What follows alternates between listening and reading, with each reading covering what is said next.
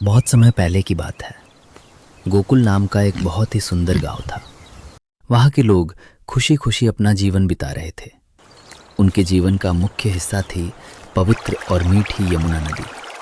लेकिन एक दिन उस शांत नदी में एक भयानक संकट आ गया। एक विशाल और बेहद जहरीला नाग जिसका नाम कालिया था, यमुना नदी में आकर रहने लगा।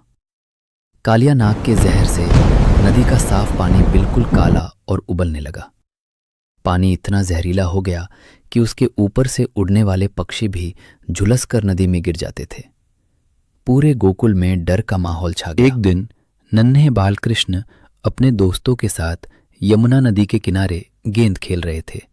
खेलते खेलते अचानक उनकी गेंद उस जहरीली यमुना नदी में जा गिरी।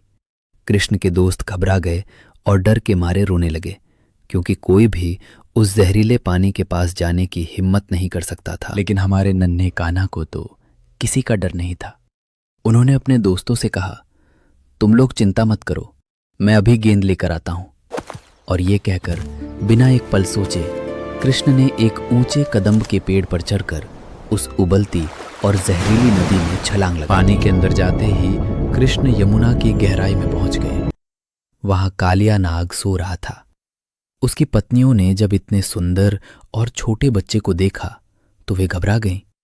उन्होंने कृष्ण से कहा, हे बालक, तुम यहां से चले जाओ। जब कालिया जगेगा तो वो तुम्हें जीवित नहीं छोड़ेगा। लेकिन कृष्ण तो निडर होकर वहीं खड़े रहे। उन्होंने जोर से पानी में छपछपाहट की, जिसे सुनकर कालिया नाग नींद से जाग गया। जब उसने एक छोटे से बालक को अपने इलाके में बिना डरे खड़े देखा तो उसका गुस्सा 7वें आसमान पर पहुंच गया। उसने अपने भयानक फन उठाए और कृष्ण पर हमला कर दिया। कालिया ने अपनी विशाल कुंडली में बाल कृष्ण को कसकर जकड़ लिया। ऐसा लगा जैसे वो कृष्ण को कुचल देगा। ये देखकर नदी के किनारे खड़ी यशोदा मैया, नंद बाबा और सभी गोकुलवासी जोर जोर से रोने लगे। सब बेबस थे और भगवान से कृष्ण की जान बचाने की प्रार्थना करने लगे। लेकिन तभी पानी के अंदर एक चमत्कार हुआ। कृष्ण ने मुस्कुराते हुए अचानक अपना आकार और वजन बढ़ाना शुरू कर दिया। उनका शरीर इतना शक्तिशाली हो गया कि कालिया नाग की पकड़ ढीली पड़ने लगी। दर्द और घबराहट के मारे कालिया को कृष्ण को छोड़ना ही पड़ा। जैसे ही कालिया ने कृष्ण को छोड़ा, कान्हा ने एक लंबी छलांग लगाई और सीधे कालिया के विशाल फनों के ऊपर जा खड़े हुए।